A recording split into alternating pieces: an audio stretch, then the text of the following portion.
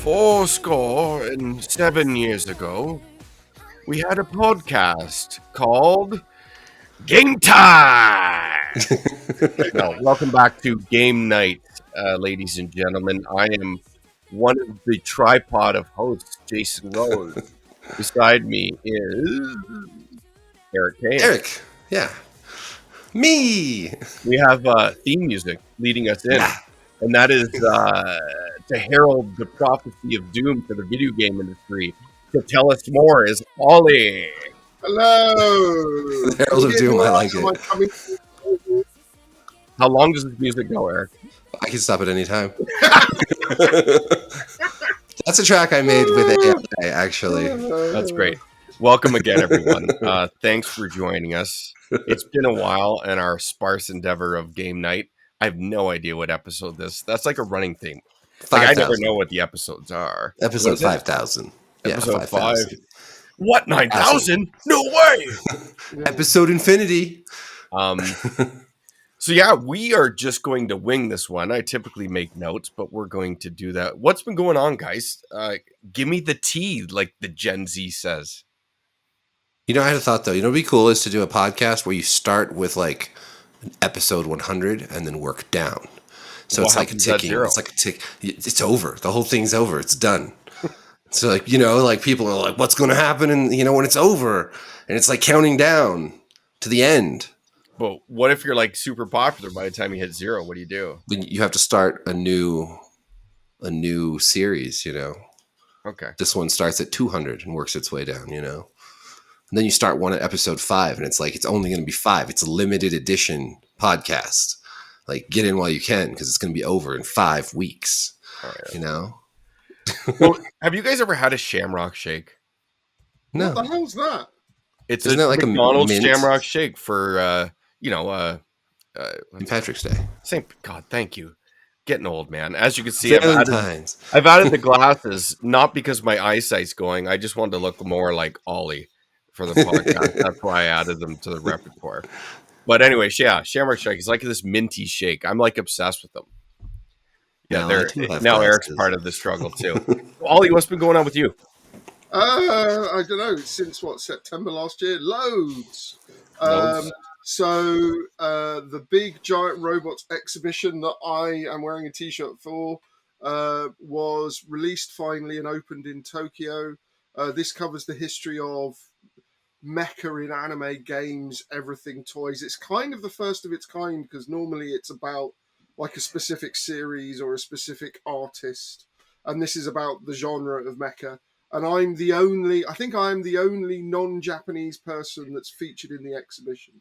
So it's been touring Japan since early 24, and it's gone around Japan. Started off in Yokosuka, and it finally came to Tokyo at the end of last year. It's now closed in Tokyo, and it's now gone on to Nagoya because it was actually going to stop with Tokyo, but it's been so popular that it's now going on to Nagoya, and I think somewhere maybe in Hokkaido. But yeah, no, it's been really, really popular. And yeah, it's been very strange because like I write for Forbes for like America and Europe, and most Japanese fans kind of know me a bit from X or Twitter, but that has been like a massive, massive change. Because when I went to Wonder Festival, I've got something to show you. When I went to Wonder Festival, which was like last weekend, everybody was going, "Oh, it's Ollie," and I'm going, "This is weird." Because at Wonder Festival, there's 3 halls. One hall is the commercial, like this is what's coming next year kind of thing, and then the other 2 halls is stuff that's all made by people, and it's always like there's so much mecha stuff, and I always like take lots of pictures and I always write it up. But normally no one really kind of interacts with me apart from to say, yeah, you can take photos. But this time literally everyone was going, "Oh, it's Ollie." It was like, oh, okay, so people now know who I am here, which was a bit strange. Mr. Popularity. So you're trying to tell us you're kind of a big deal then? No, not kind of a big deal, but it was a bit strange. But one thing I did want to share with you. Deal. No, I'm not a big deal. I'm not a big deal. Not just kind of a big deal. One thing I know a big deal when I see one, and you're a big deal, my friend. I bought something really I bought something really interesting, which is there was this guy who made this kind of laminated version of the old HUD from Armored Core, so you could put model kits behind it and make it look like they're in the game. And here it is. Look at it. It's amazing. That's pretty cool. And it's got really cool.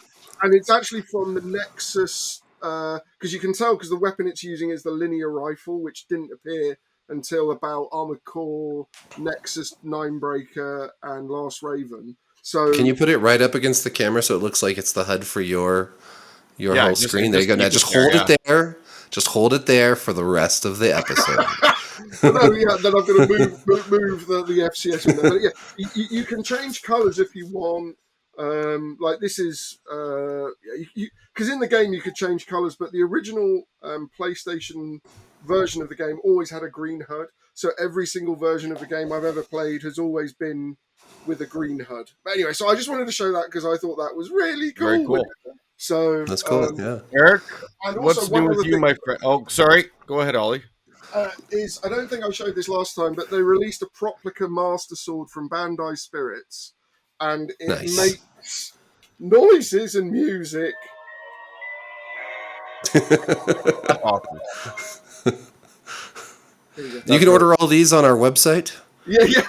Here we go. Where is it? Look at that.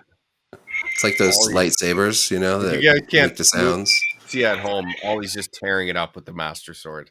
Anyway, that aside, it doesn't light up, but it does vibrate, and if you keep slashing it, it does break, like in Breath of the Wild, as in the noise breaks. You can't if you hit it hard enough, it will also break. It will also break, but it's like Breath of the Wild. But it breaks. So he has a 10-minute, I think 10 or 15-minute recharge time before you can start using it again, just like in the games. Anyway, I'll shut up now. Sorry, Eric. No, it's okay. No, it's great. I just really think that a feature of this podcast should be that every episode there's a little bit more stuff in Ollie's room here until eventually you can't see. It's just mechas, like mecha toys covering the whole. You can just see his eyes peering through. Just there is actually one other thing that I did really, really, really want to share, but I'll let Eric talk first because otherwise I'll forget for hours. So Eric, I don't have any fun toys though. But you've got plenty to update on, really cool stuff. I mean, I don't. Well, just tell us something cool. Go. You got 5 seconds. Go. Okay. Well, there's been a lot of good TV shows. I know this is a gaming podcast. No, I like starting it. I always talk about. I'm much more into the TV stuff these days. I don't know. Have you guys watched Severance yet? Yeah, everyone's talking about that. Is that any good? It's so good. It's the best show. I wrote this. I am 3 episodes in with my wife, and I'm just like, I know this show is everyone's on it and everyone's talking about. Like I haven't bought in yet, and I'm just like, I'll let you go. I haven't watched enough, but for me, there needs to be some juice with the squeeze, and there needs to be some payoff as we go. And I just feel like I haven't. I sort of looked up, and they're like episode 7 is where it jumps off. I'm like, but do I need to really watch 7 episodes of a show? It's the best show on TV. Okay, but what about Reacher? It's all about a large man solving. I guess I just feel like large. I guess I just feel like for most people, yeah. But if he's large, I feel like what I've seen is like, I feel like the show could be cut by half and not lose much. That's just where I'm at. It would lose so much. You can tell me how much I'm wrong. Insane. It is a masterpiece. It is a masterclass in storytelling. It's a little slow at first, but I don't think that's a bad thing. I think we have a real problem in our attention span in this world where everything has to be like payoff right away and action and all this stuff. But this show is like a masterclass in building to something great. And I've seen the first season 3 times, and I tell you, if you get through, I mean, you watch the whole season. Now season 2 is airing, but watch the whole season and then go back and watch it again, and you'll see why you're so wrong right now. Because it's filled with all these incredible details and foreshadowing, and it's superb, honestly. And just keep watching. You'll see. I don't want to spoil anything. It's hard to talk about when people haven't seen it, obviously, because there's a lot of mystery. And for people who haven't seen the show, it's about this severance procedure, right? The sort of broad strokes where people can sever their consciousness into two halves. One half goes to work or is at work. They don't go to work. They're always at work. And the other half is outside of work, and they do not remember what happens. So you pretty much your home consciousness is always at home. You have to go into the office, but then you're immediately leaving the office and living your life. And the other half of your conscious is just in the office all the time. And it's very dystopian. And there's this company, Lumen, that created this procedure. And you start to learn more and more about the weird cult-like nature of this company, and sort of how horrifying this concept really is of having basically these people who only exist at work. And then there's all these mysteries and weird shit that happens. And season 2 is, I think we're 6 episodes into it now.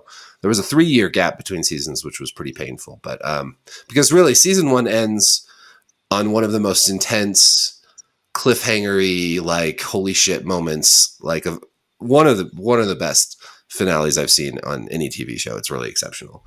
So I know a lot of people are like who are not as into it, are like, oh, it was just too boring. I couldn't get into it. It was slow. But it all serves a purpose. Like you have to really kind of invest the time and the patience. Like a lot of books, like you read a novel or something, it doesn't always start out with a bang. Sometimes it takes a while to get your bearings, and then you really settle into like, holy shit, these are incredible characters. I really care about them, and this story is really, really unique. And so, yeah, that is one of the shows that's airing right now that I'm really enjoying, and I think you will. Me to keep going.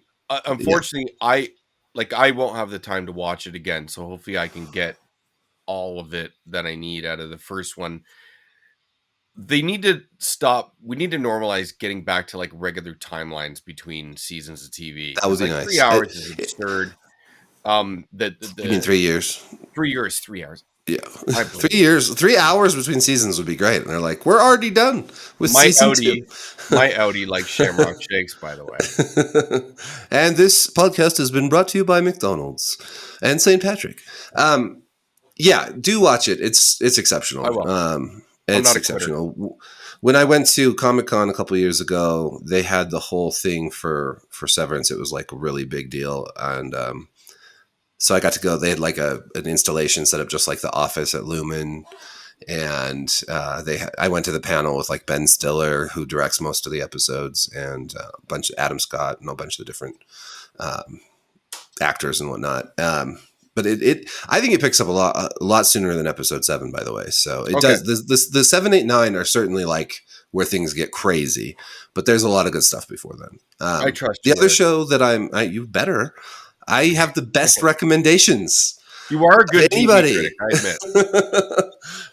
The other show. Yeah, I know. People grudgingly say it once in a while. Either that or they say that I hate women or something, despite liking a lot of shows with women in them. But the other one that's going on right now that I really like is The White Lotus on HBO. I don't know if you guys have seen the first 2 seasons of that show. Yeah, I think that's a phenomenal show. I think that's another really weird, quirky, like also kind of a little slower, like really character focused, and you never really know where it's going to go. But then it builds and builds and builds, and all these character relationships and their secrets and their dark secrets and the crazy decisions they make all sort of spill into this huge, I don't know, season 2 ended so fucking, it was amazing. Yeah. But those are the 2 big ones right now. Yellow Jackets is back also. I don't know if either of you guys saw Yellow Jackets. No, I've never watched that, but that's got, what's her name? Ella Purnell, right? Yeah, Ella Purnell. Yep, she's a big part of the first season. It's got a lot of people, and I'm going to forget all their names right now. But that first season was phenomenal, and then the second season was kind of shit. But we'll see if season 3 is any good. What's the gist of that? Yeah, so Yellow Jackets is about there's 2 timelines, but in the early timeline, it's a girls' soccer high school soccer team who go on a flight to a championship game, and the plane goes down in the wilderness. We don't know where. It crashes, and a lot of people die, but a lot of people survive. And then, like, in this weird wilderness, all this crazy shit starts happening. And it kind of opens with this scene of all these people in like furs, and like one of them's wearing antlers, and like there's a girl running through the woods, and she falls into a pit and is like skewered on all these spikes in the pit. And then it shows them like eating meat around a fire in the dead of winter. It's fucking scary. But then like it shows the second timeline is in modern day, and it's several of these girls who clearly survived, and they're leading their lives in the modern timeline, and like shit starts getting really weird there too. And it bounces back and forth. And the first season is just phenomenal. It's really scary. It's really mysterious. And then the second season, I feel like it really, really dropped the ball. And I'm hoping the third season kind of like gets back to good, because it was a sort of a crushing disappointment. But I still think the first season is worth watching. What do you think of the first 3 episodes of the new Reacher, the third season? Yeah. A lot better than season 2. Yeah. Season 2 was dog shit. It was so bad. It was embarrassing. I heard the lead guy really well. That the was the weird thing. I agree or with you. Like, I agree with you, Eric, that it was really dog shit, but it reviewed really well, and I don't really know why. There's a few things going on there. So yeah, if you look at the Rotten Tomato scores of the first 3 seasons of Reacher, like season 1 was really good, and I think it has close to 100% on Rotten Tomatoes. Season 2 has just a little bit lower than that, right? And then season 3 is about the same. Part of the problem here is that a lot of TV critics get the first couple episodes, maybe the first 2 or 3, and then that's what their review's based on. So if the first 2 episodes are okay, and they're enjoying it, then that's the score forever. Like everyone, and then if it just keeps getting worse throughout the season, most TV critics aren't continually writing about it. They're just done at that point. So a lot of times that's one reason that a show will review well with critics, but then end up being bad. And then other shows like True Detective Night Country, which was horrible. I don't know if anybody watched that, but no, we talked about this. I did. Yeah. I think that reviews well for a different reason. I think critics did get all the episodes, because I got all the episodes. And I think that reviewed well because of social justice issues. I think the pressure on critics to fit in and not say anything that would be offensive, and to like support there's the women leads, and there's a lot of indigenous characters. And so there's this just sort of, this conformity that goes on in people, and it's a terrible show. And I read some good criticism of it too. I read a very left-wing critic of that season that absolutely destroyed that show. So I think it's just that a lot of people are really unoriginal and feel pressure to sort of, we see that in video games too, right? We see the same thing happen where people are rating. It's almost a reactionary approach to criticism, where, like with Dragon Age Veilguard, right? You have all this backlash to the game because of, perceptions of like wokeness or whatever in the game. Then you have a lot of critics who then come along and boost the ratings of the game because they're reacting to what they see as like the anti-woke contingent. So there's like a reaction to a reaction to a reaction. And what you lose in that process is good criticism. Typically from both sides, because reactionaries in the first place that see like the woke stuff in there aren't giving it a fair shake either necessarily. They're reacting to one aspect of the game, and that's the whole critique of that game. We're seeing that a lot with Kingdom Come Deliverance too, also, where there's a huge reaction to like gay romance, right? And that's overshadowing all the other aspects of that game. Meanwhile, then you see like the reaction to that reaction with critics who are then boosting the game. Whereas critics didn't like the first game because in the first game, Daniel Vavra or whatever his name is was like super anti-woke and all the, so it's just too much of criticisms wrapped up in social justice and social commentary. In like this specific section of Bohemia. And the chances of a black person being there is extremely rare. So he was just going to stick to that. And guys just wanted to skewer him for that. And I think he was like, he got a little pissed, and he would do what I did and just wanted to be an antagonist from there forward. And he got nailed with that label when I just don't think people always want to, like, you're either here or here. I don't think he was either of that. He just got put there because of what they viewed him as. And I just don't think that, and vice versa. I mean, he invited some of that, though, I would say. Yes. And I just think it was like a pushback from getting that attack or whatever. But But then I think a lot of people feel betrayed in the second game. And, personally, like, whatever, I really don't care. Like, if you want to have a gay romance option in a game. My bigger problem with RPGs these days is that so many of them have romance options to begin with. I agree. I think it's dumb and immature. Not Dragon Quest 3! Not Avowed, not the new game Avowed. That has no romance options either. And I'm not, like... Bravo. I think what you're saying, like, I'm fine with, like, the love interest and stuff, but why do you need to shoehorn these options, these love options, and do I pursue this person? And I only, how do I pursue them? By talking to them this arbitrary amount of time. Right. And then it's a weird, like, mini game. To fuck them, or I don't get to fuck them. And it's so odd. Like, just give me a game. Odd. If this guy's married or this woman likes this person, write it in. Just tell me the story about them. I don't need to make the choice. And if it is a choice, go ahead, Ollie. How many of these games do you... in 2024, how many games like that had stuff that pandered to this, do you think? What, in 2024? Like into, like, that pandered like social justice stuff? Yeah. How many games do you think that were released? Honestly can't think of many. I think there's a few. But I'm sure there were a few. Definitely Concord was based on it. Pick a number. Like, we're talking like big games. God. 5,000. I'd say there's, definitely Dragon Age Veilguard. If we're talking about, like, there's Concord, right? Yeah, there's Concord. Definitely Dragon Age Veilguard. Forgot about that game. That wasn't around very long. I do think Suicide Squad: Kill the Justice League had that. Okay. Was that 2024? Was it not released at the beginning of 2024? I think it might have been. Nobody knows. No one pays attention to that game either. And I'm sure there's some other I can't think of, but I definitely think there's a few. Yeah, it was right at the beginning of 24, yeah. Okay, so let's say there's 10, right? Let's be really generous and say there's really 10 big games. How many games do you think were released in 2024? Oh, God, thousands and thousands and thousands. 5,000. It was 1,000. So 1,000 games were released in 2024. At most, 10 of those had probably social justice stuff in them. And of those that did have social justice stuff in them, it was mostly massive budget games that were trying to get a bit of extra money from the whole ESG finance setup for the money layer. So I get why people get really angry about when these big games do it, but the problem is so small.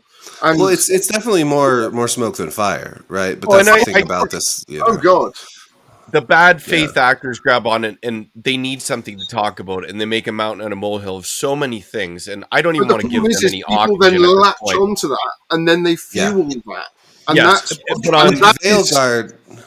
And that's on the other side, very little. We're all talking at the same time. Yeah.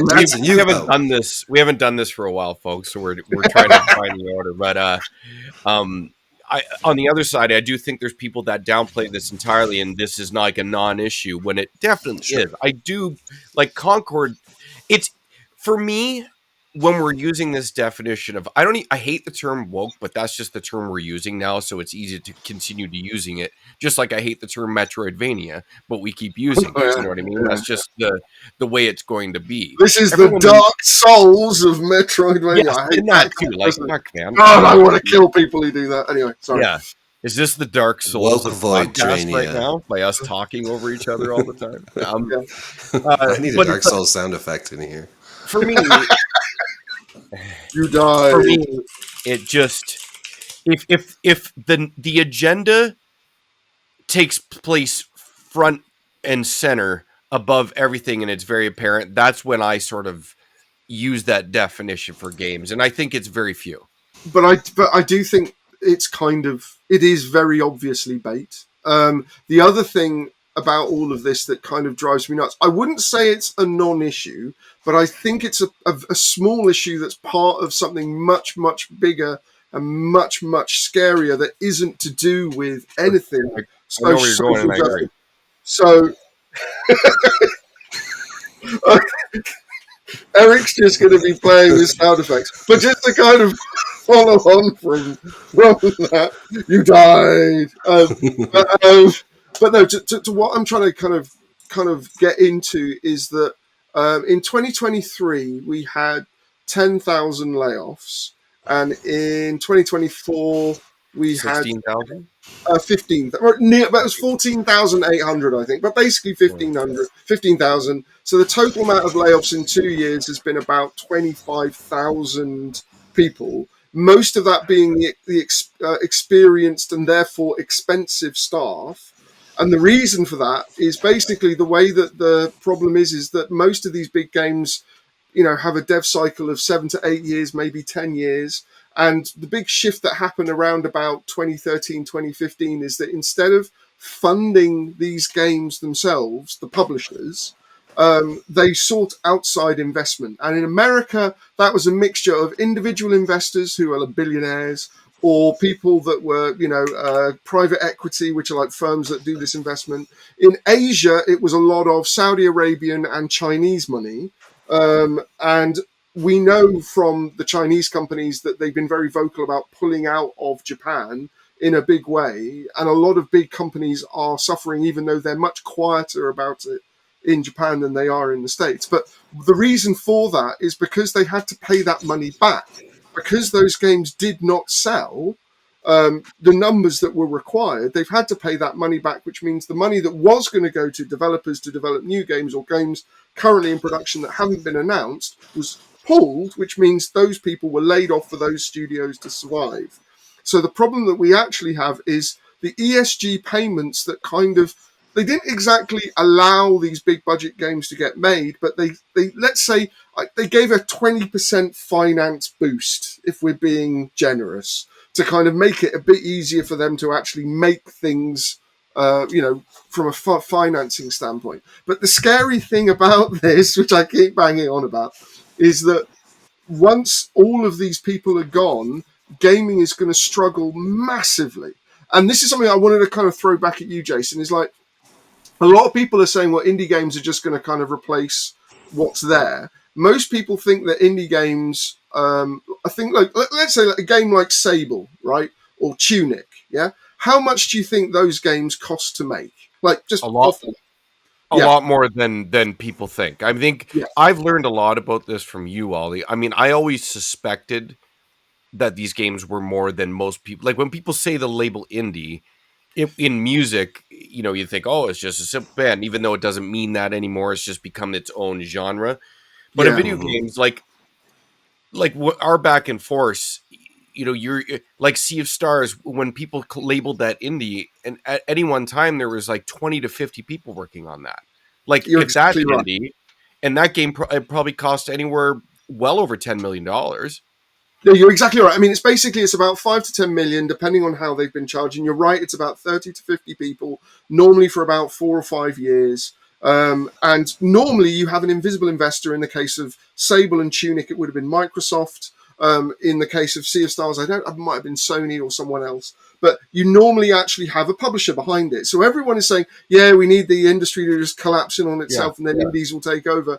The thing is the bulk of indies are actually published games. They're what I would call like single A games. They're not indie. They're even approaching double A in a lot of them in terms of Yes, budget and size. Like people, but, I remember there was one sec. Shuhei Yoshida has been doing the rounds lately, and he's been he's been more open than he used to be in terms of his old guarded stuff. And really, he was breaking down how Sony viewed their release schedules. And one of his reasonings for Japan studios closing was not an audience of double A games. Now, I'm not here to argue about that, and I'm sure you could put that forward, and so could I, in a more basic terms. But to me, in terms of budget and team size, a lot of these indies that people latch onto that aren't a Balatro or, the smaller ones like a Celeste, which is made by 2 people. A lot of these indies that people know of are made by teams of 10 plus, generally more, and costing quite a bit of money. So they're double A games. Well, the important thing there is they need a publisher. They need an investor, and that normally is a publisher. But the thing that I was going to say is that, yeah, there are small games, things like Elec Head, which is probably one of the best platformers I've ever played.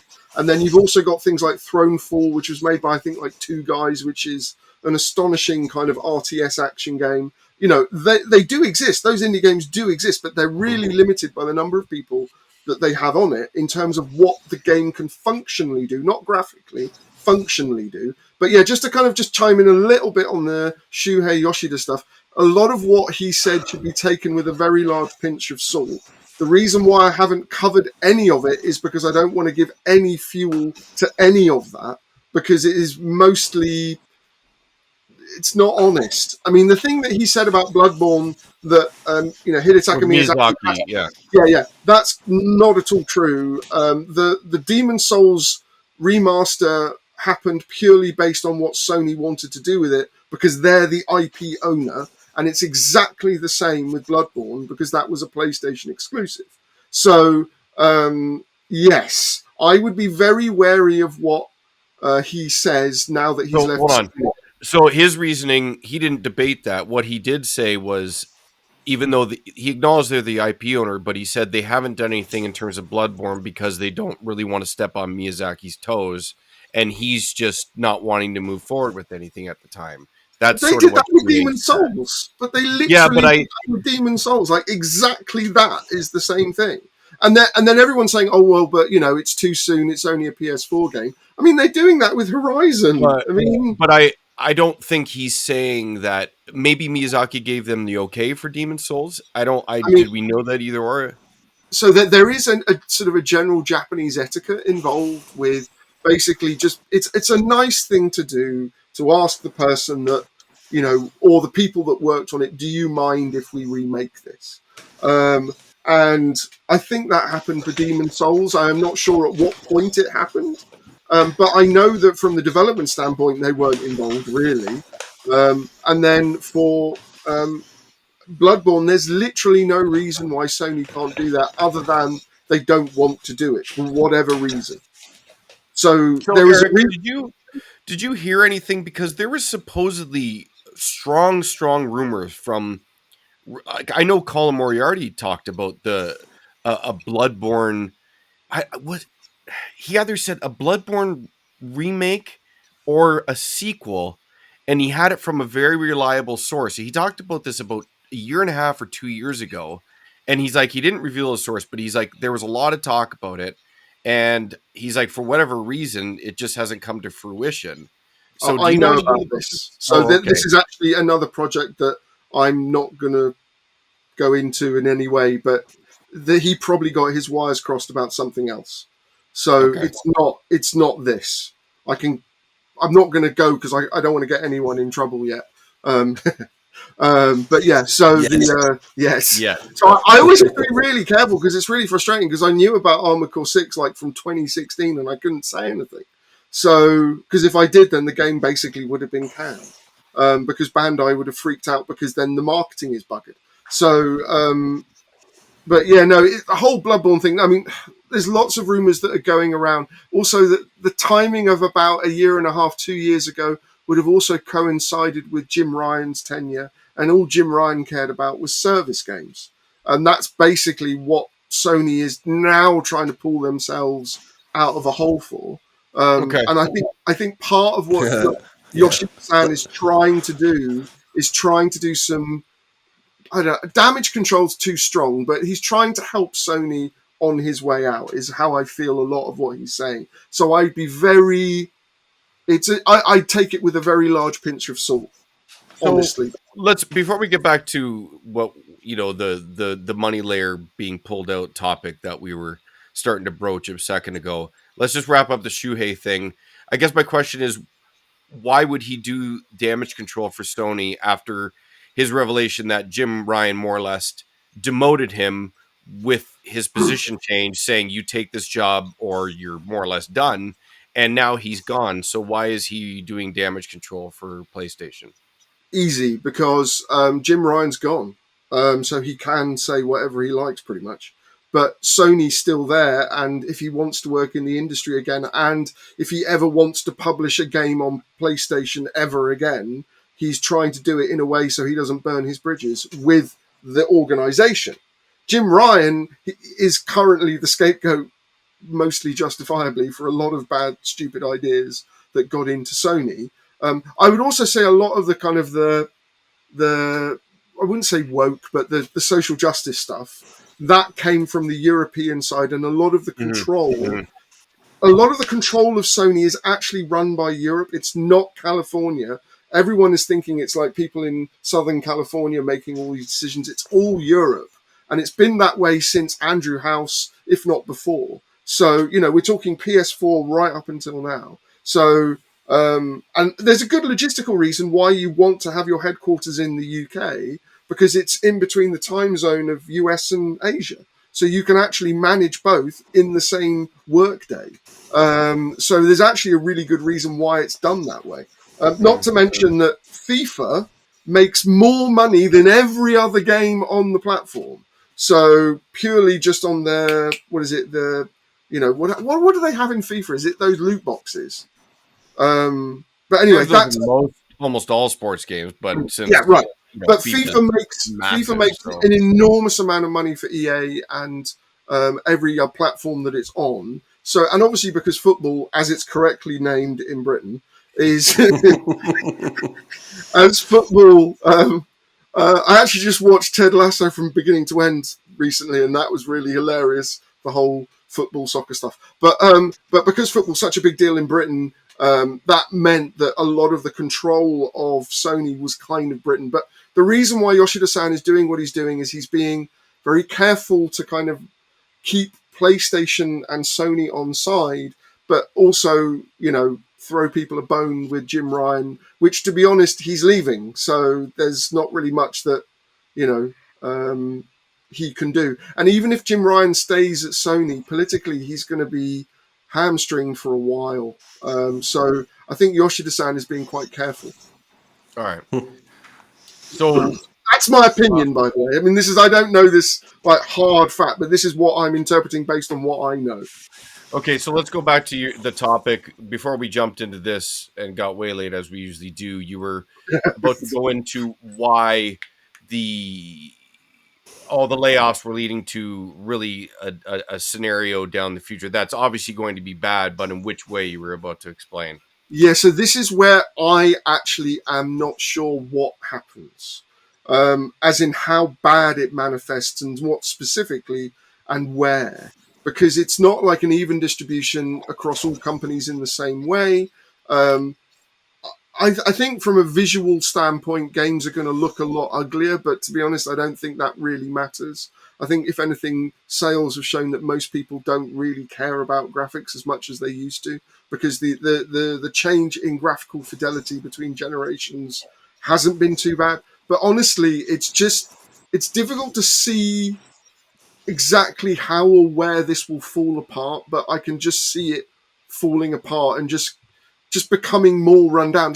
It's more like it's a very big and complex emerging system, the industry, the games industry. So when things start getting pulled out in an infrastructural way where a lot of institutional knowledge has been responsible for propping up the tech side of it, it's difficult to predict how that's going to fall apart, but it's going to fall apart.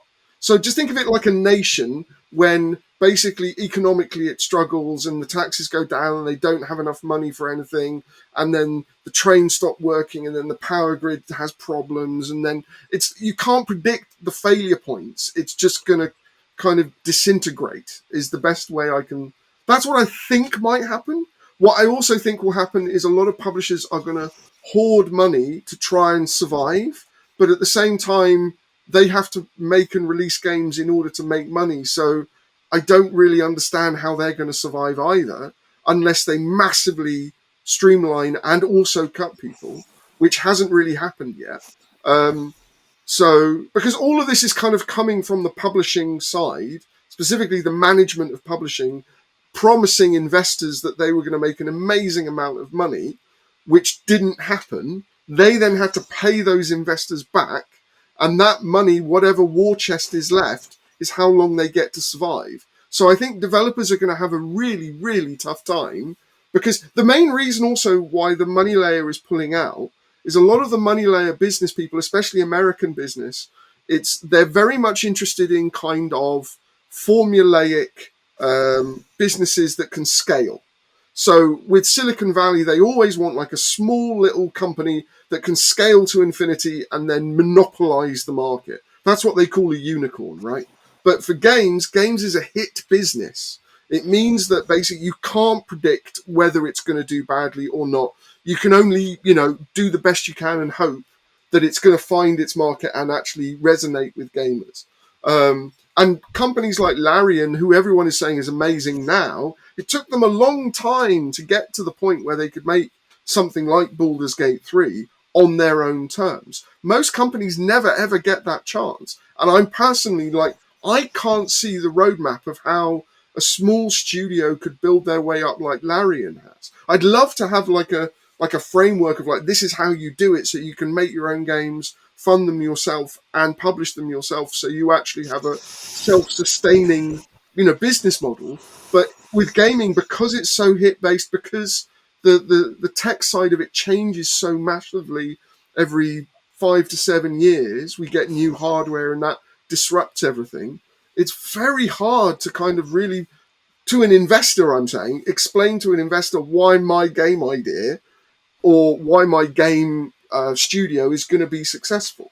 And because all the publishers lied, basically, to all the money layer is really, really wary of investing in games. There's maybe one or two outliers in Silicon Valley that are trying to break the model of this, but they don't know enough about how games get made, and they're still in the very much tech mindset of how you scale a small company to become a monopoly. They're not thinking gaming as, or specifically game development as, a creative enterprise. They don't really as entertainment. Right, it's entertainment. Yeah, but they don't understand that. Uber. Yeah, right. No, I know. Exactly. And it's also difficult to predict the audience for games, because games take a long time to make. And you see what's been popular, like what's popular with, my son and his friends. It's often these games that are really, out there, smaller games on Steam that like were pretty like, look what happened with Among Us and how big that got, or, right. Like different like Roblox hits, or like, who knows? They're always playing some weird little game I've never heard of. Or they're playing like, Call of Duty or something. And that's, it's one of those. You're exactly right. The timeline is a real problem, because it's like, as a developer, you're trying to hit a target that's moving and is 7 years away.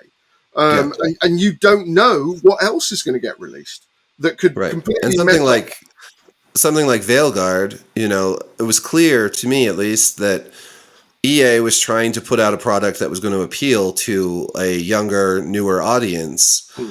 But it's been 10 years since the last Dragon Age game. Right. And this younger audience isn't really looking for games like this necessarily. Right. And then the older audience gets turned off because it feels nothing like the older Dragon Age games. And so they're just the worst of both worlds. It doesn't really capture a new audience, and it doesn't interest the old audience. And so they've put 10 years of this, this game's development into a product that, like, who is this for? And this is so that it fails, and that just seems to be, just a bad prediction of what people actually want to play. Yes. And I don't know. It's definitely tricky. Like, and that's, I guess that's the great thing about franchises, right? Like something like Call of Duty or FIFA or whatever, that have a built-in audience year after year after year. But there's not many games that can do that. No, and very few. And this is the thing that everyone learned, especially Sony with Jim Ryan and the whole trying to make a service game, thing, is that there are already a lot of service games servicing gamers. So the market is already kind of, taken up. There isn't much room for it. So there are. I mean, it is amazing when you do see something successful. Like, I think Marvel Rivals has been a pretty successful game. But then they laid off the team. Right, yeah, which is crazy. But the reason for that, what I understand, is that it's to do with the fact that they did all of the monetization skins all at once rather than planning it out. And the sad thing, I think, is that probably had nothing to do with the development team, because the development team wouldn't have been the ones planning out like the schedule for releases. So I feel really sad that it's like, make successful game. I think I posted that meme the other day where I saw that meme. make bad game, fire team. Make good game, fire team. Make good game, also successful, also fire team. And that's basically what happened to Marvel Rivals, which feels very short term, like thinking, you know, like no, exactly. You're right. That team working on the next thing that's going to be successful. Yeah, but the line has to go up. It has to go up. That's the problem. Just a couple things, like the Dragon Age thing. Yes, everything you said, of course, is correct, Eric. But you also, like, that game was fully rebooted once, and then soft about coursed a few years after that, and they had a title name change. It's like that game really soon before release too. Yeah, that game had no idea what it wanted to be, and that's just the story of that franchise. For the life of me, I cannot understand how they had gold from day one that just needed to be refined a bit and massaged, and they just fucked it all up. Like, it makes no sense to me. Further, the next point with the PlayStation wanting service games, it's funny, they chase it, but then the one colossal hit in Helldivers 2 falls into the lap, and they botch that entirely for the most part. The team with the balancing and just making it unfun by making everything entirely too difficult. I can almost 100% guarantee that the problems that game had were nothing to do with its team. I would bet at least one of my testicles that the actual squeeze the decisions for the balancing and like the request for rebalancing and all of the server problems were more on the Sony side.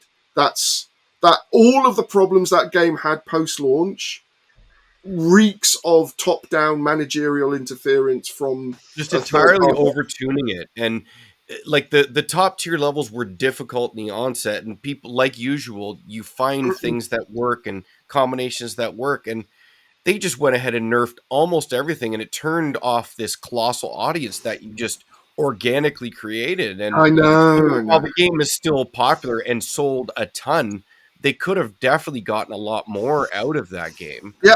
I mean, Hell Divers was a great game. That also was in development for 8 years. Like 8 years, yeah. So, and the other thing about service games is, like, yes, people are playing. It's just these games, unlike the other mediums. I mean, I'm not preaching to. I'm not telling you guys something you don't know. You know this. It's just like, unlike films, it's just like these massive games just dominate so much. And like, people will call themselves gamers, and really they play like 2 games. It's like Call of Duty, or like, you know, like Eric said, it could be Fortnite, or it could be any of the other massive live service games. And that's really all they play. They're not even delving into anything. So there's no space for anything new, even if it is great. It's just these games, just like a movie can be great and you watch it, but then we're on to the next ones. And sure, we can keep rewatching, but that's really 2-hour chunks at a time. And sometimes we fast forward just our favorite parts or scenes. Whereas a game, it's just like this massive endeavor. And once you're in, and you just keep coming back. Like, I play Call of Duty until the next Call of Duty comes out.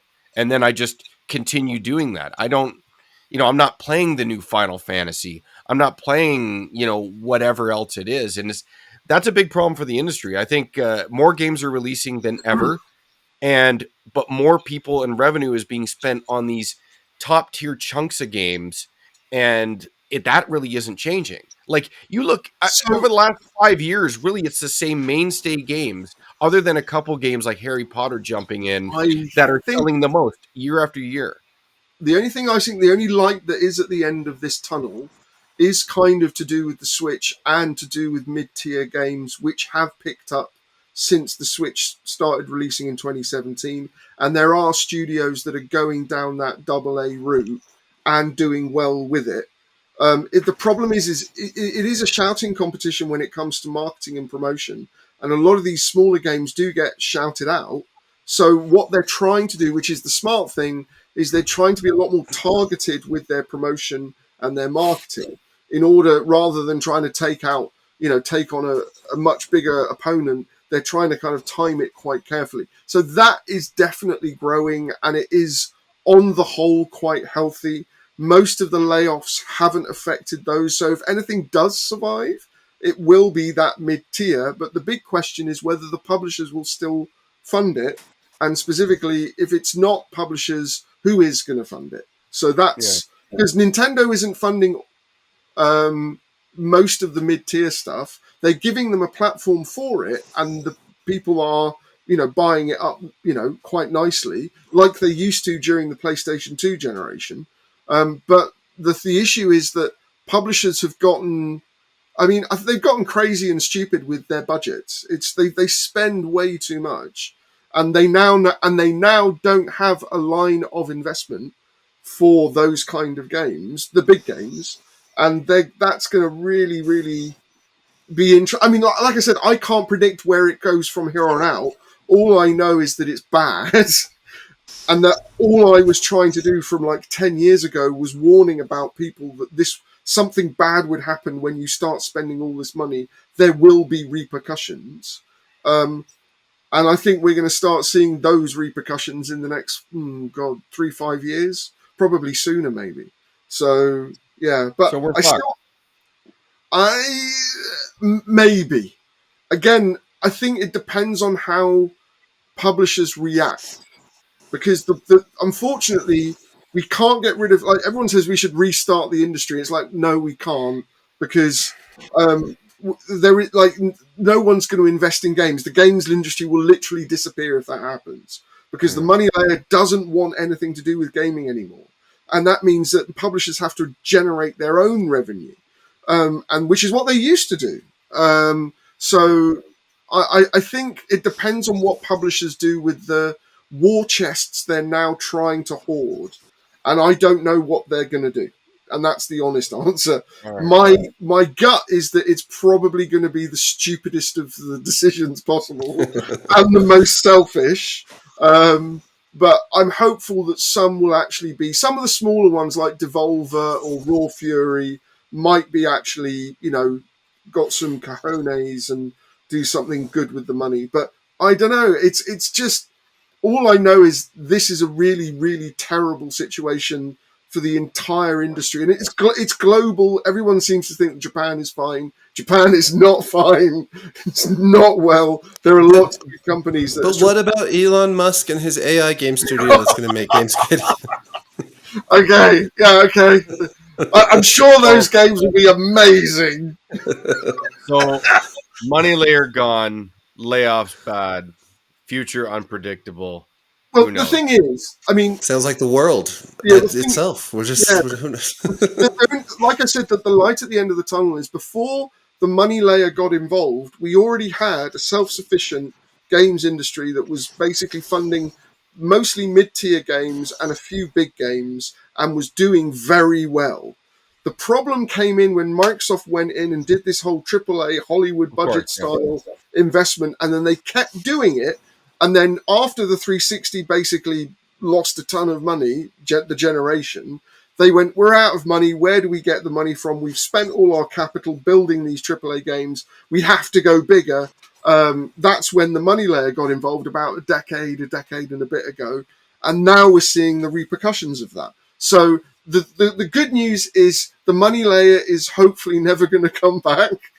But the also good news is that there is already a business model that worked from 10, 15 years ago, before the whole Xbox 360 nightmare. You can even say 20 years ago, because it's PlayStation 2, really.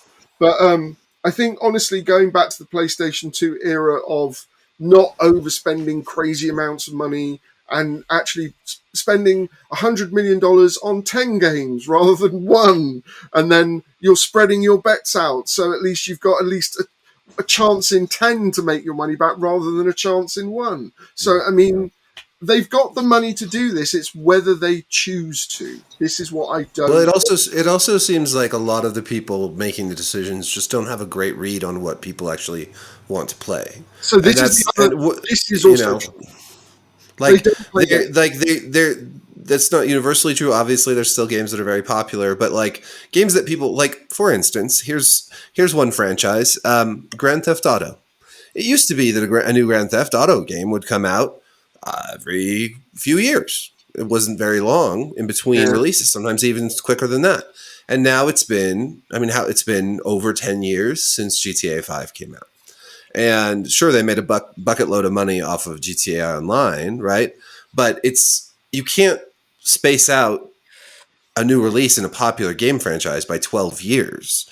Like, it's just that's not a viable option. The only thing with GTA is GTA, unfortunately, is always the anomaly because it's the only game that sells like that. But the only other thing about GTA is because one of the houses is still left, they're still focused on graphics. And open world games are the most expensive to develop from a graphical standpoint, hence this ridiculous long dev cycle, because they're literally trying to just... Oh god, it's just, I mean, all of this would just be artwork is what's driving this. It's just the amount of... And I just think that gamers would rather have had GTA 6, 7 years ago and be looking forward to GTA 7 this year. I just don't think that they need, like, I think what made most of the GTA games so popular wasn't the graphics, it was the stories and the gameplay and the fun of all of that. And I think that this is just one of those huge just like Veilguard, they didn't really realize what it is that people are really want to play with this franchise, and so they take forever to make it. Hopefully GTA 6 will be something people actually enjoy and play, and it does really well. But it's just crazy to me that games take this that are taking this long, and then also that the publishers continually seem to like. Concord's a great example also of like not really understanding what actually sells games, what people want to play, what attracts people to these games. And it's sort of amazing that, I mean, it's not amazing. It's not surprising at all that corporate decision makers keep missing so badly. Yeah. But it's a miss on a huge. I mean, these are huge investments and time investments. The interesting thing here is that you're exactly right with the old Grand Theft Auto games on PS2. Grand Theft Auto 3 was 2001, Vice City was 2002, San Andreas was 2004. So they had three major Grand Theft Auto games on one platform. And all they really needed to do was incrementally improve the graphics and change the setting and characters. But that's where Grand Theft Auto made its bones. Like Grand Theft Auto 1 and 2 were popular, but they weren't global phenomenons like Grand Theft Auto 3 and Vice City. Yeah, but those three and I mean 1 and 2 were way further back, but then between 3 and then you were just saying like Vice City and San Andreas. I mean, those all came out within just a couple of years though. The development cycle was short.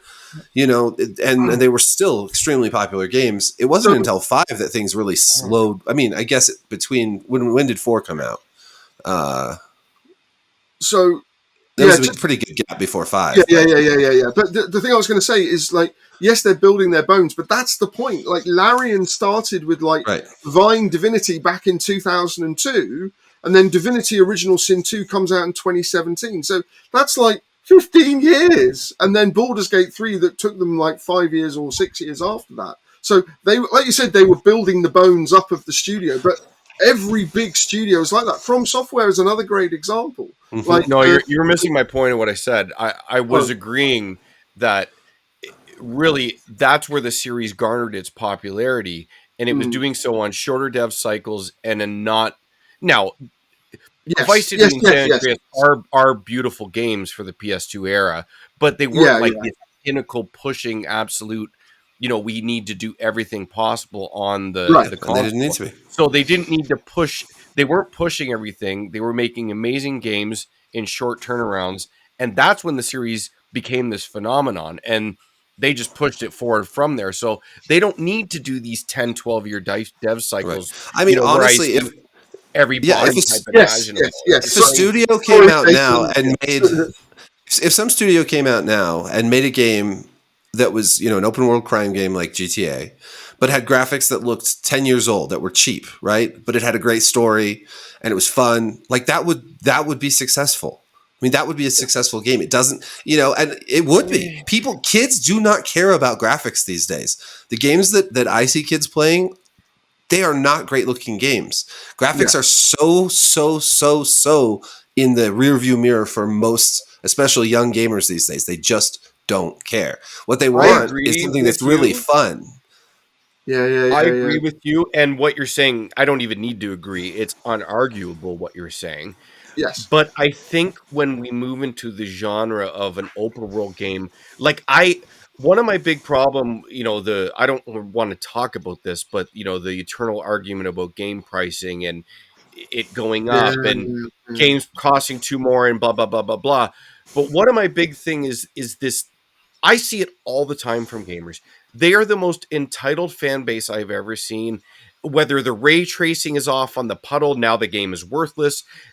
This offers if it's not 100 hours and the city isn't the size you get of an actual city, it's like these people. That's online chatter versus actual sales. And I think that's a really small number. Sometimes I feel like it affects sales in a way. It can. And I would Word like of mouth to. Always does. I certainly hope what you're saying is correct, but I feel like when we get into quote unquote video games proper and not the anomaly of the Among Us phenomenon, meme type games that catch on, and maybe it has a hope that way.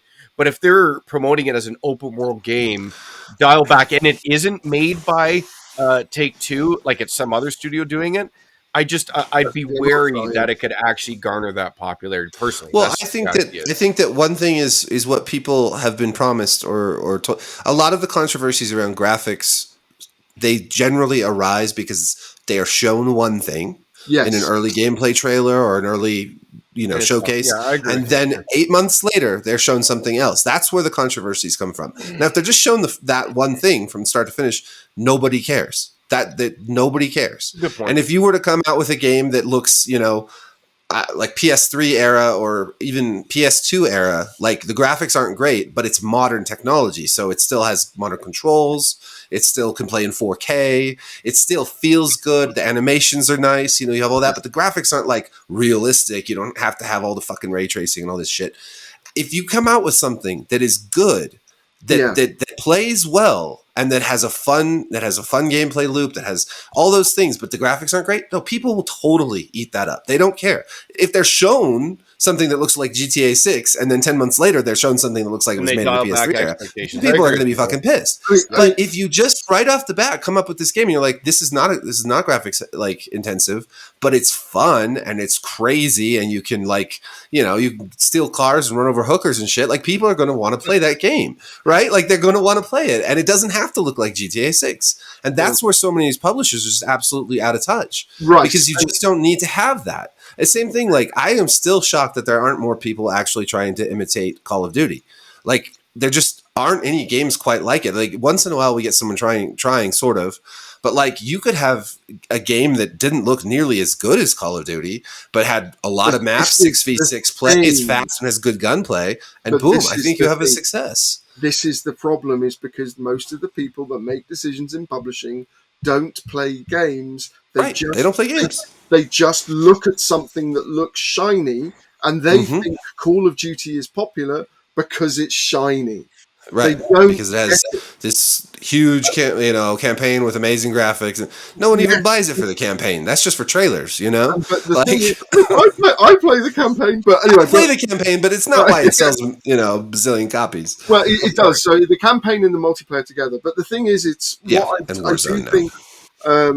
do think a lot of it is driven by the fact that because a lot of the management only really understand the visuals and the graphics, and Jim Ryan was probably one of the worst of these because he didn't understand why people enjoyed retro games because they looked so ugly. It's like yeah. Keep it coming. We got to do that. I love sound effects and things. So just get a whole panel of them.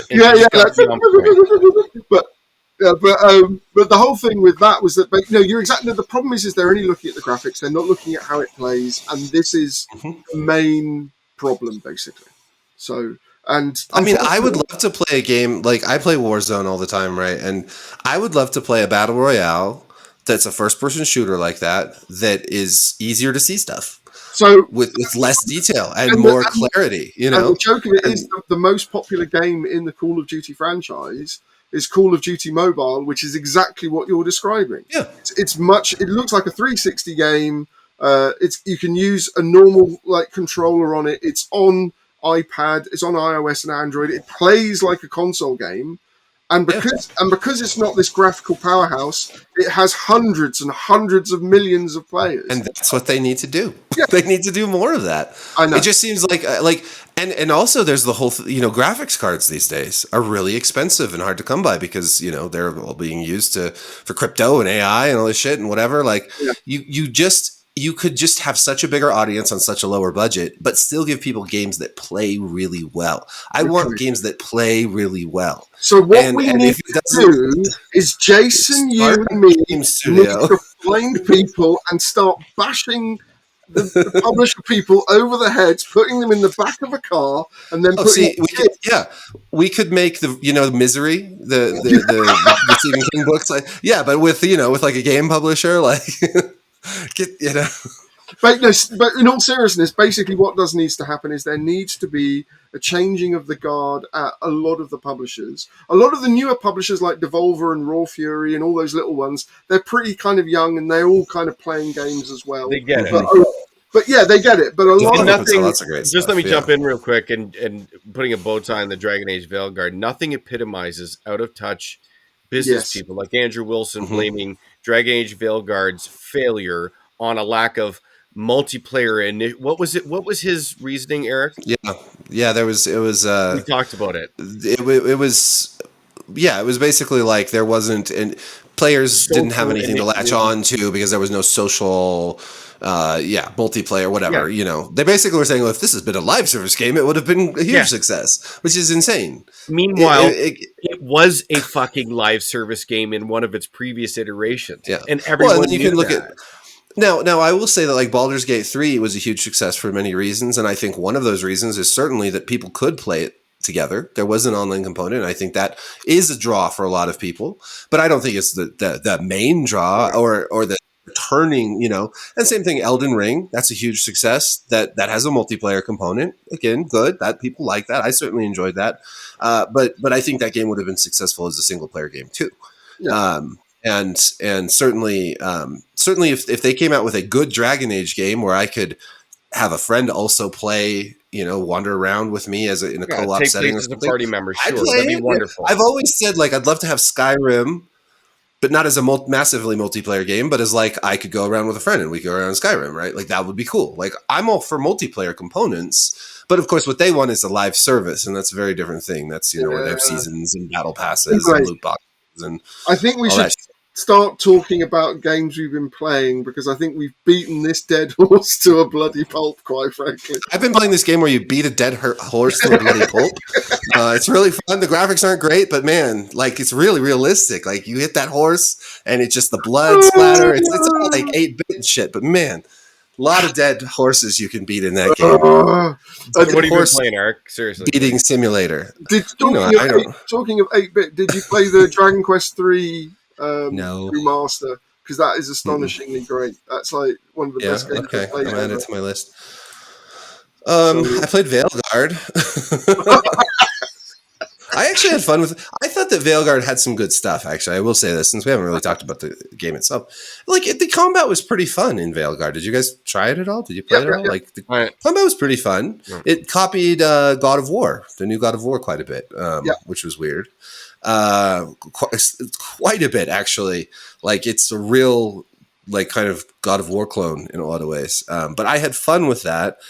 What I didn't like more than anything was that it was tonally and aesthetically very off-putting. Mm-hmm. It just it was too colorful and everyone was too chipper and the writing was really uneven.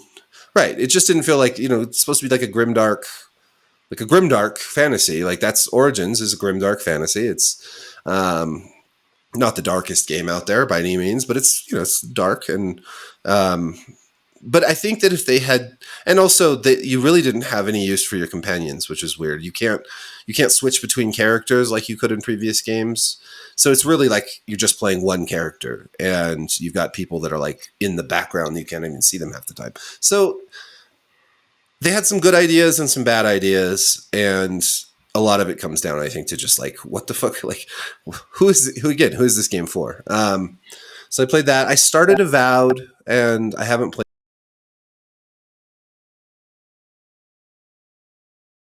Hey.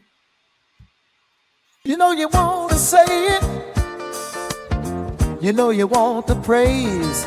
You want to push that message until your dying days. You want to let the world know how feeling good you are. By the way, up on the sky. Get rich with it. Oh yeah. Ooh. Get rich with it. Yeah. Yeah, baby. You got to just Pretty catchy, right? with it.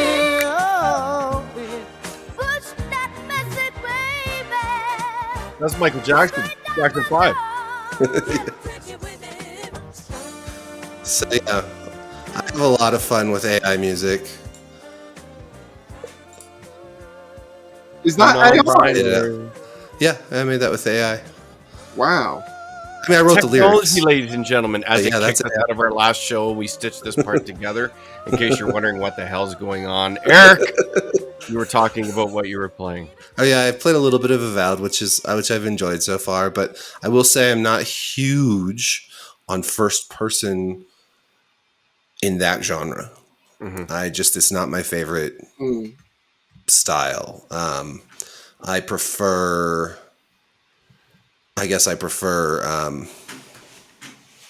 third person. You know, I like first person shooters, but in games like that, and I just prefer. I have gotten. It's hard to judge distance. You don't get the feedback correctly. Although I heard Avowed does a good job with the, gameplay feedback. Like you hit a guy with a hammer, they move the right way and stuff like that. Like with Skyrim, you hit a guy like a blood splatter, and they just kind of do like unless it's modded to react, I guess. But yeah. Other than that, I played some of that Delta Force game. It's like a Battlefield clone. Delta Force, that's the old school. Yeah. That was from ages ago. The Voxel game. Voxel graphics. Yeah, well, it's certainly not that. It looks like Call of Duty. I mean, it looks like Battlefield or Call of Duty. It's very, very advanced graphics. I'm not that into Battlefield style games, so I haven't played a ton of it. It also has an extraction mode, which I don't really care for extraction games, so I haven't played a lot of that. But there is now the campaign, which is a Black Hawk Down campaign. So right. I'm curious. I need to play that still. Other than that, I'm not sure what else I've played recently. I have to look at Steam. What about you guys? What have you been playing? I guess I'll go. Oh, I played some Kingdom Come Deliverance 2 also, which I enjoy. It's pretty good and it's fine. Did you play the first one? Yeah, I didn't play all of it. I didn't finish it, but I mean, it was all right. It was kind of janky, but cool story. And this is sort of more of the same. It looks a lot better, but so yeah, I've played this and that. I've dipped my toes into a few different games lately. And Marvel Rivals, played some of that. I still prefer Overwatch to Marvel Rivals, and a lot of people have left Overwatch to play Marvel Rivals instead. But see, I like first person better, and that's a third person game. So I like first person in that. I'm very picky. That's a genre I can go both ways on. Like I understand. Yeah. So I'm non-binary. And now I'm not because I took the glasses off. No, anyway, yeah, I like the venture into the third person team.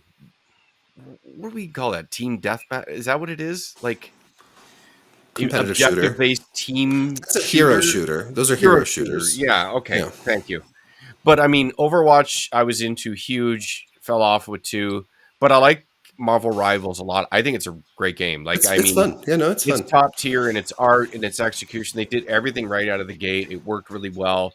I mean, it's a beautiful game, and it's a lot of fun to play, man. Like, it's just I like sniping in it. That's fun. You know, I was and I tearing it just up like with Black Widow. That was with cool. third person though. The one thing they get right better than you can in first person is the ability to have different characters play in different ways. Like Overwatch really wants you to shoot a lot. Even the implementation of Doomfist being a up close and personal guy, Genji as well to a slightly lesser extent, but they like it never really worked incredibly well. Doomfist's kit in Overwatch was very glitchy. They never fixed it correctly. You know, guys would be sliding off walls with punches. The ground fist and the key to a kit like that, if you're up close and personal, these things have to work or you're dead. Because if you're gonna be in the fray to do things with this character and it doesn't work, you're just gonna get focused down and killed. So that was Doomfist's problem. Whereas in third person, you can do this stuff better. But you can't shoot as well. What's that? You can't shoot as well. Like third person is never as good for shooting. That's the trade-off where you get these different gameplay styles. The shooting quite doesn't feel as good, obviously, because in a first-person perspective, it's just tailor-made for that, right? So it's a give and take. Again, a preference thing. You prefer the shooting aspect, so I get Actually, that. It'd be kind of cool if you could do both, if the game melded. I mean, you can to some degree in Marvel Rivals, like if you use a sniper, you go into first person. But it'd be kind of cool if like you could just go in and out, however, with every character, so that you could tailor your play style to either or. Which I mean, you could do that, but yeah. Ollie, have you played Marvel Rivals at all? A little. I'm not really into those kind of games, so I'm not really a big Marvel fan either. So I mean, it was nicely done. I didn't dislike it. A bunch of friends said, "No, Ollie, you should check it out. It's really good." I can see but it's not my kind of thing. So. And another game that. Go ahead. Sorry. Well, I'll just say this real quick. Another game that is weird that it's in first person was the new Indiana Jones game, which I played some of, and I did like it, but it just feels weird in first person. Like I don't know, like it's not even a shooter, so it's weird that like it's confined to first person. I mean, yes, you can shoot in that game, but it's really more of like it feels more like a point and click adventure game in a lot of ways. So it's sort of weird. That it's so in the last show that you guys weren't here for, I had Lord Cognito on, and he talked a lot about Indiana Jones.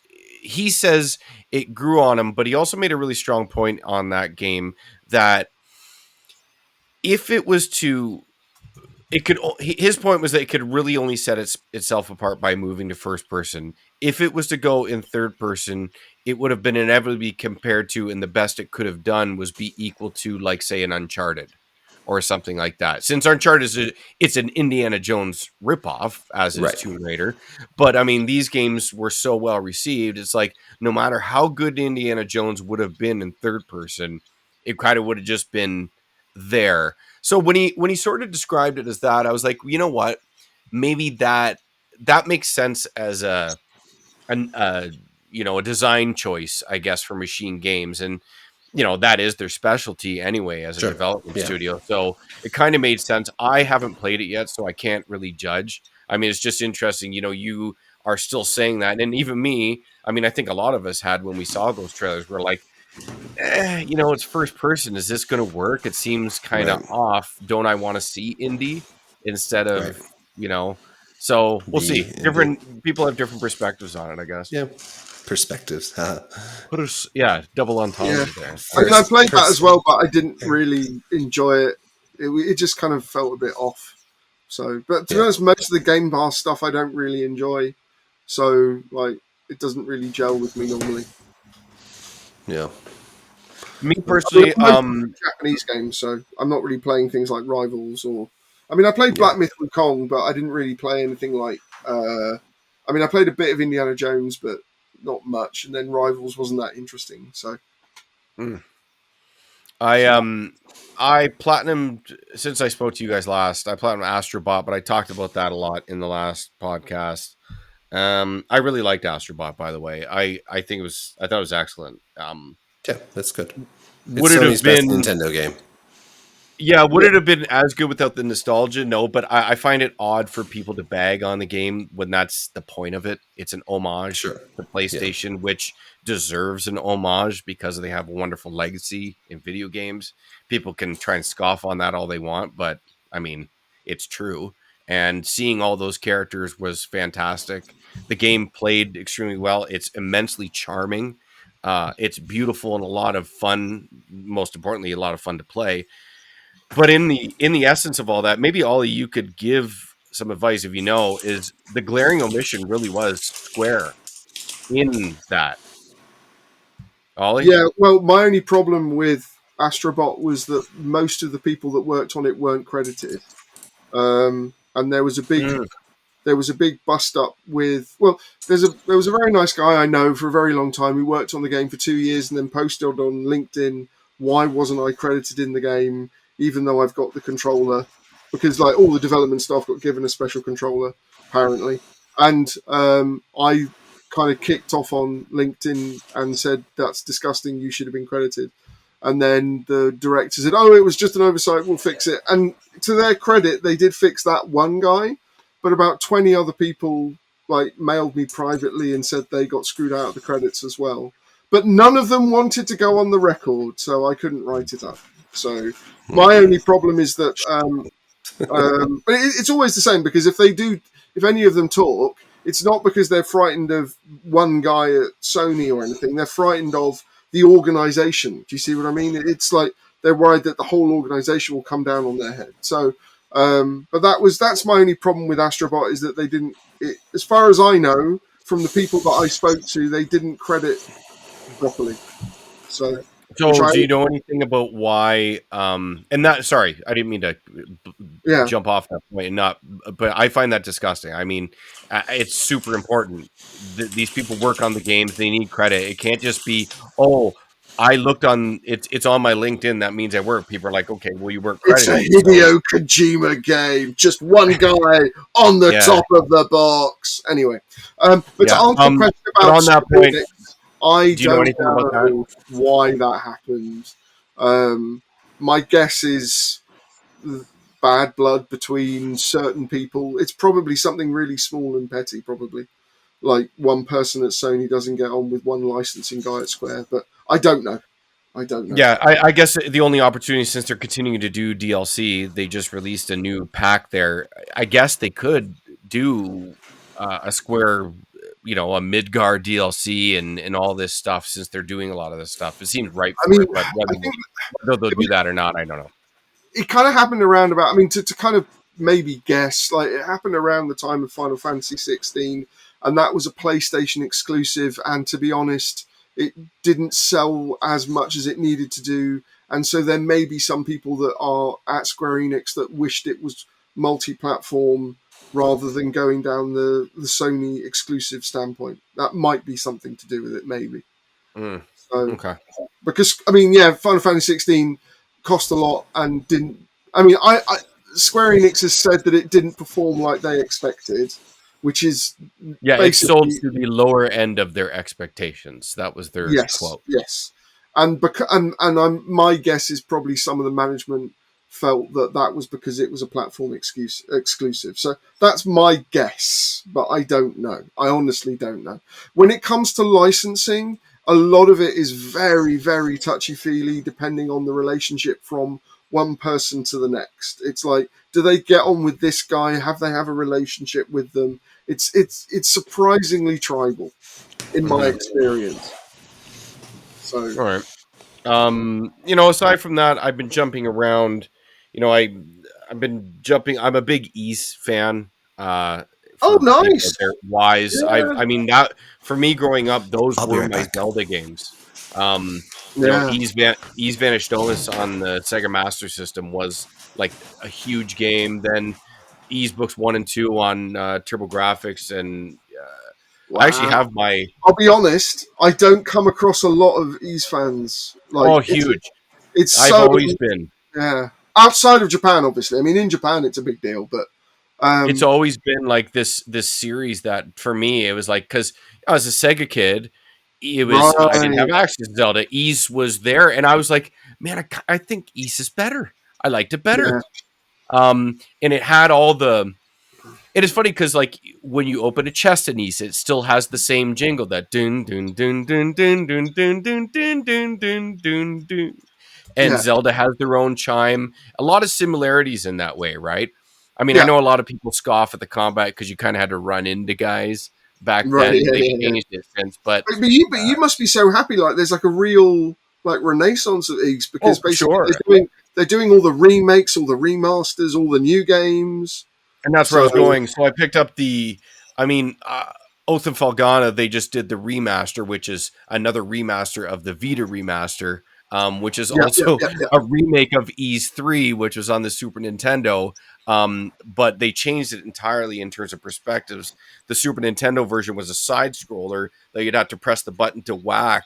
And it was notoriously difficult, especially the final boss, where you had to go through these basically two bosses. It was like a rehash of an old boss that was difficult, and then you had to face the final boss. And if you died, you had to do it all over again. So it was. I remember as a kid, like a young kid, doing this, and it took me probably 30 to 40 tries, and I did it, and I cheered, and my mom was like, "Why are you yelling?" You know, and I'm like, "I did this thing. It's super hard." Of course, she had no context for it, but anyway.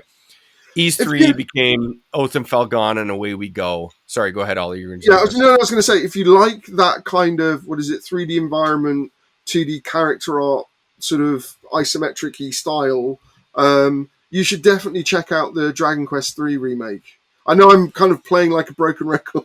No, it's fine. I am. It's funny for as big of a role. Obviously, is different, but I mean, But no, of course, no. But I and I'll get back to Ease in a sec. But as big of a RPG guy, it is my favorite genre. I've had this not a love hate. It's just I've had this fading of Dragon Quest in and out. Like I was always a Final Fantasy 1 guy over Dragon Warrior. Right.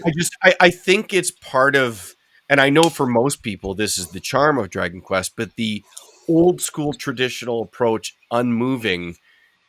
I personally have a problem with that. I feel it's archaic at this point, personally. Unmoving. Well, it's kind of just always their combat is the same, very traditional in its aspect. They don't move from that, and most people respect them for that, and I respect them for that too. But I think for me, my gaming taste in the genre kind of moved on a bit. So that doesn't mean I still love my turn-based games. Absolutely. That's what I was going to say. So if you get the the remaster is really interesting because they actually have AI controlled responses from the characters depending on how you set them. So and you can speed up the game in terms of the turn based. So it feels wonderful, very different. I mean, you can go back and just play my attack, your attack, my attack, your attack, and you can be really micromanaging on all the different little things, which is great.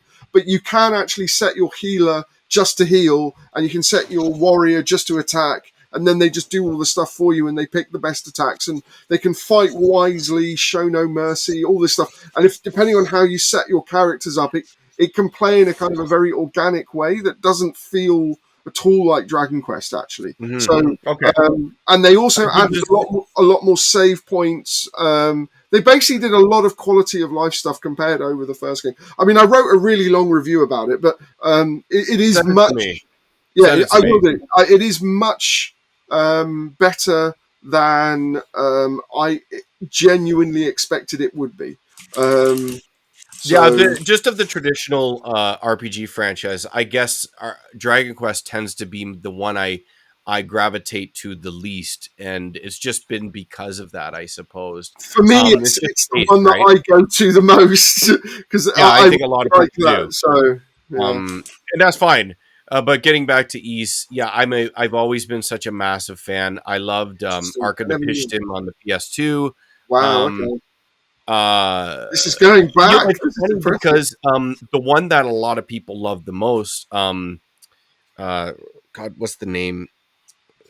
It's Ys 8, Dana. What's the word I'm looking for? The one that's super popular. It was on PS4.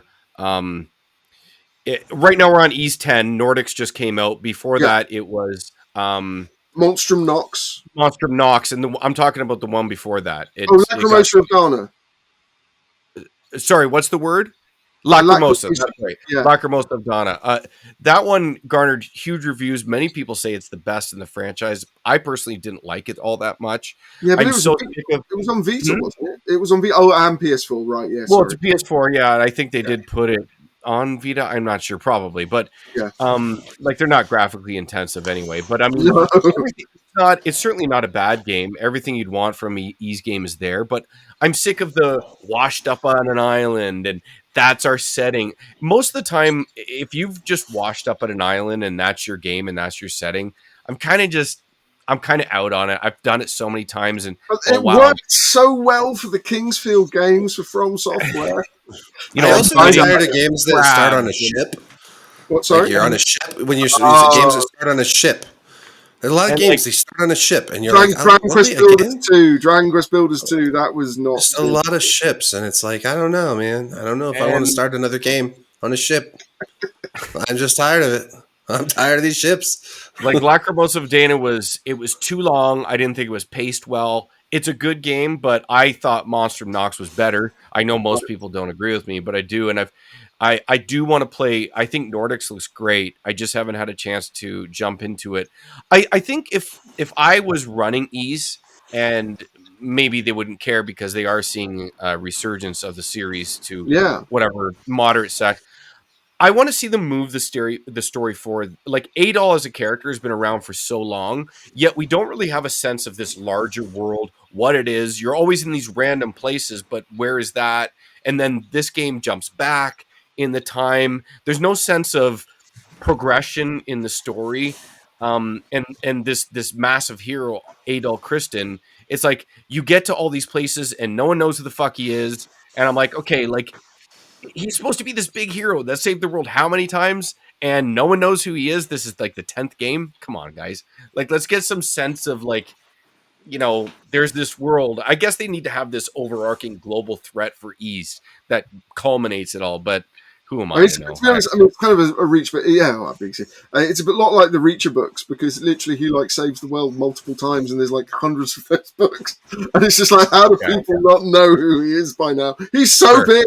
He solves problems by being big. That's his main thing. He's smart too. Sometimes, sometimes he has the detective stuff. I mean, the best Reachers are when he's both strong and smart. Yeah, but a lot of them are just. But most of the problems, it's just like big man solves problem by being big. Big smash bad guy. Yeah, it was, but I like it. But no, you're right. It's fun. The detective stuff is good, actually. It is actually well. I thought the first Tom Cruise movie did a good job of since he's not big, of making his detective skills a little more apparent. Well, I think they had to because he's teeny tiny. He's a little guy.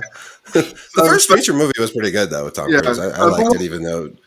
Yeah. What was it? But with it's kind of weird seeing East kind of come back from the ashes because a lot of these really obscure Japanese games are now getting a second wind now, and I think a lot of that is because like a younger generation is finding them and just doing Twitch streams, and people are getting to watch them as they are, and it's bypassing the old gaming press setup. And so a lot of the gatekeepers I felt in terms of what games are acceptable or not acceptable came from the old press. And I really like the fact you're an East fan because that's just like, yay! Because I literally know no one I can talk to about the games. Oh, wow. No, it's this huge series for me. I always loved it. So, I still have my Sega Master System box with East Vanished Omens in it. I still have it. That's fantastic.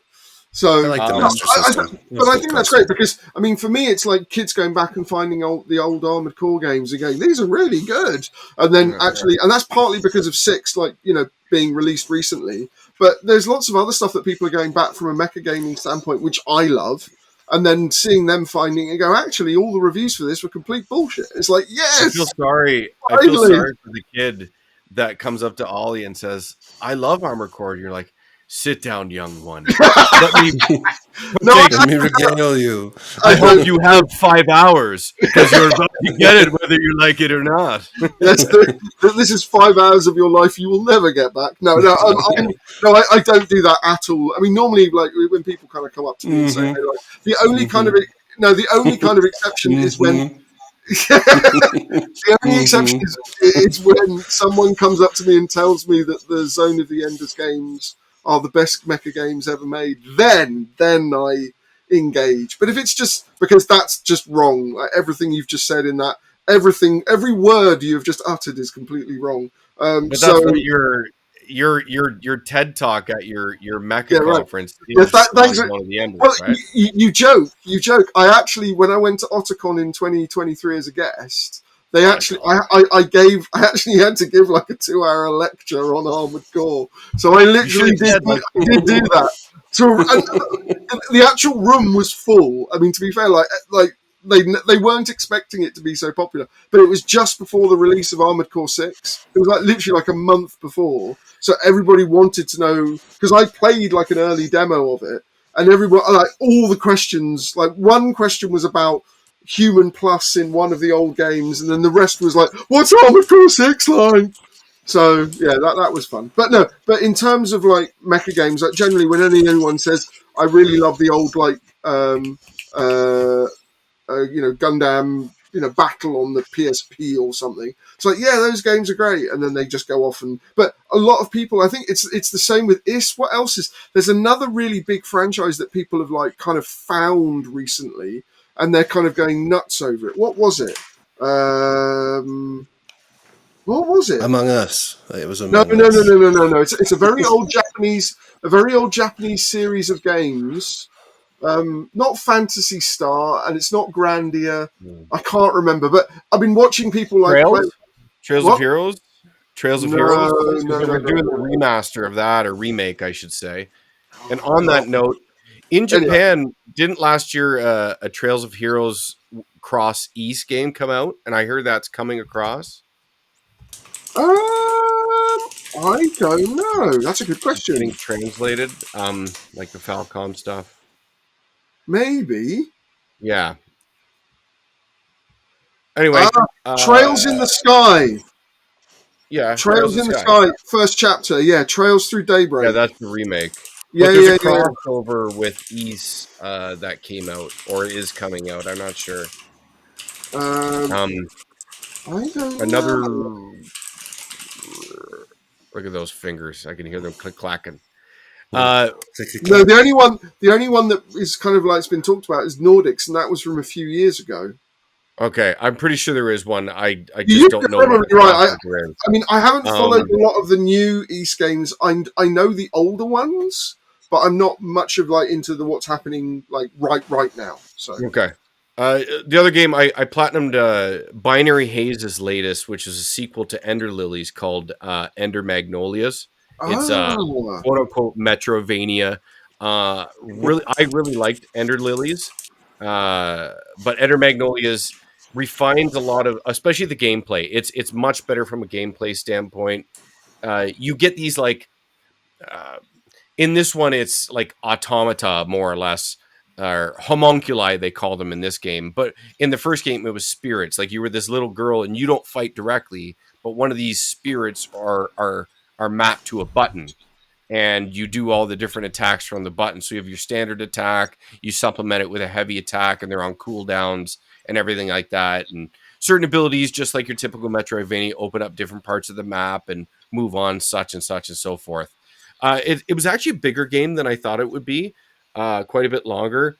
It plays much better than the first one, but I preferred the first Ender Lilies story more.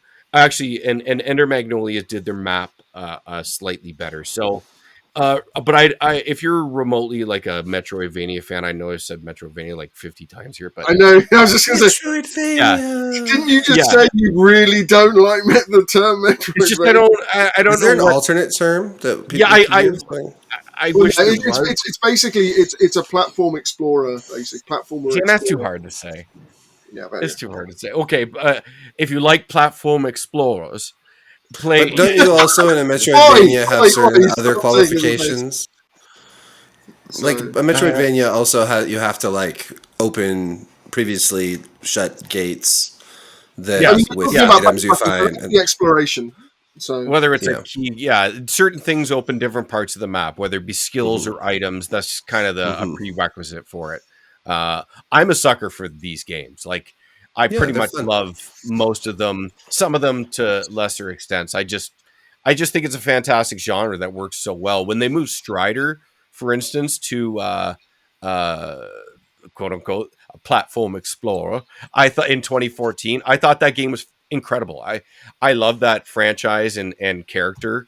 And when they did that, I thought it was impeccable. The combat was super fast, map clearing great, all that stuff. So if you haven't played that game and you're into this genre, play Strider. It's really worth your time. So I platinum that one from Binary Haze is the developer, Ender Magnolias. And now I'm dabbling.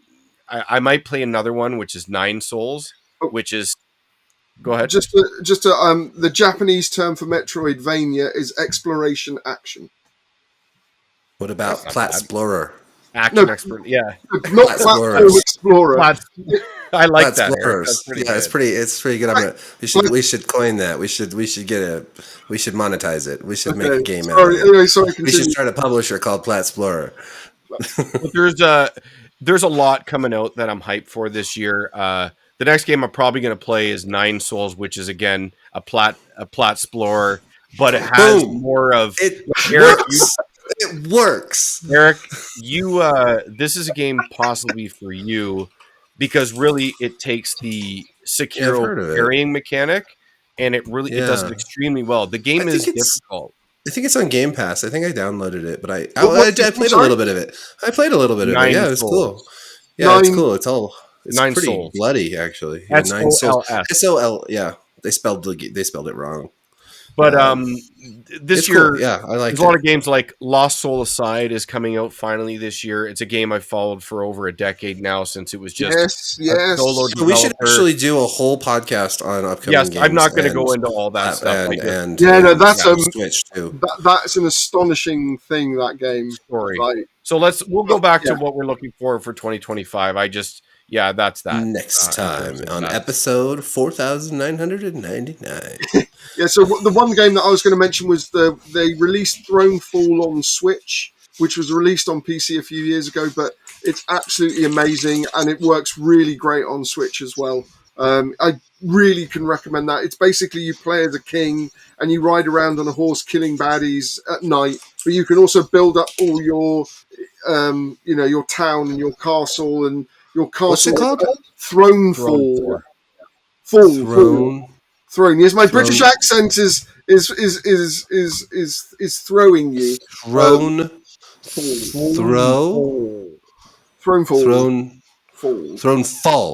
Yes. Thronefall. Okay. Yeah. I was thinking saying Thronefall. How the hell do you understand any of what I'm saying? Anyway, but no, that's really obviously not. Thronefall. But it's on PC. But I've been playing the Switch version, and it's I like the graphics. Really good. Yeah, no, that's what I mean. That's like that was literally made by two guys. So. And they spent ages building it as well, but it plays beautifully. It's really hard at some points, but it's really good fun. The music is lovely as well. I imagine, Eric, you would really enjoy it based on the whole kind of medieval thing. But anyway, I like medieval stuff. Yeah, not that you're at all. How's the Platsploring in it? The Platsploring is amazing. Potential. The areas are quite complex and quite layered, so you have to kind of figure out where best to put down your defenses and stuff. It's really clever. It's like an old school tower defense RTS like Herzog's Y, but it's there's it's a more name I haven't heard in a long time. Oh, but Herzog's Y, I love Herzog's Y. Air Mecha is basically a remake of, or is it called Air Mecha or AMX or Air Mecha Arena?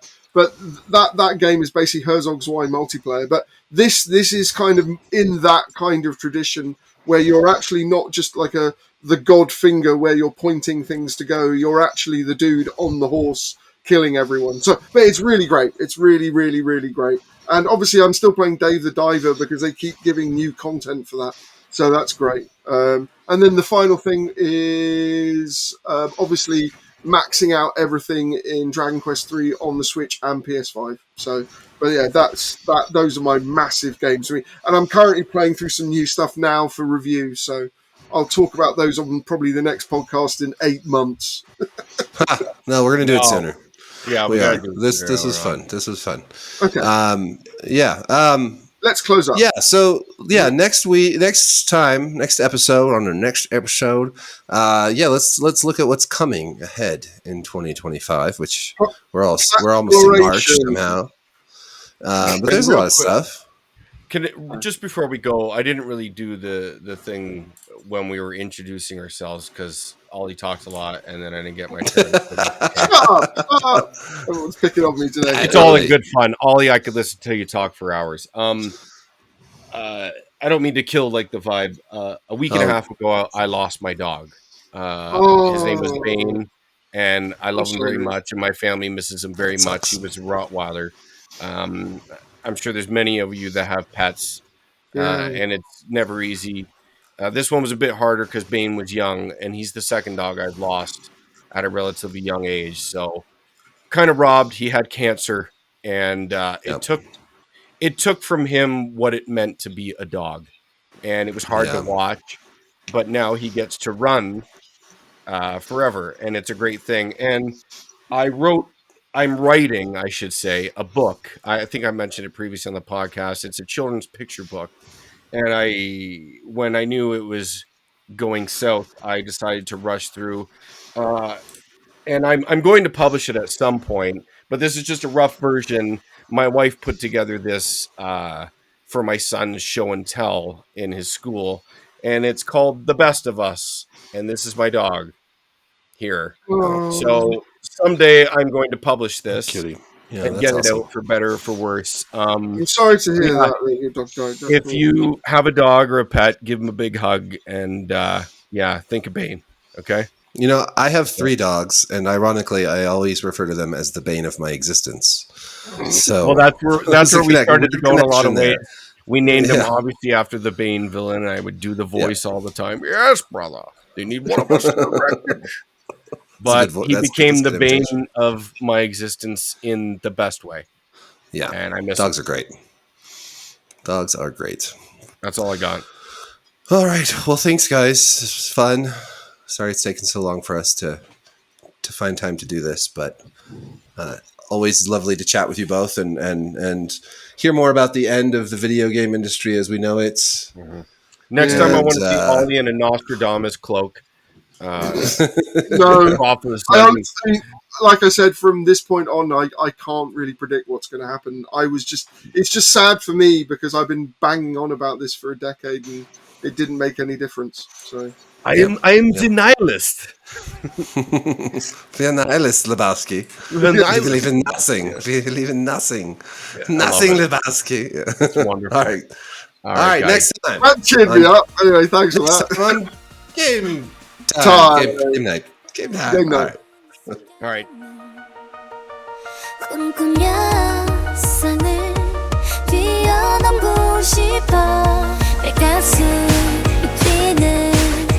순간을 함께하고 싶어 나와 이제 달려가자 몸이 시작돼 함께 해줘 어떻게 변화 우린 나아가 깨라면 두렵지 않아 운명을 거스르는 이 순간 우리의 꿈을 위해 싸워 이제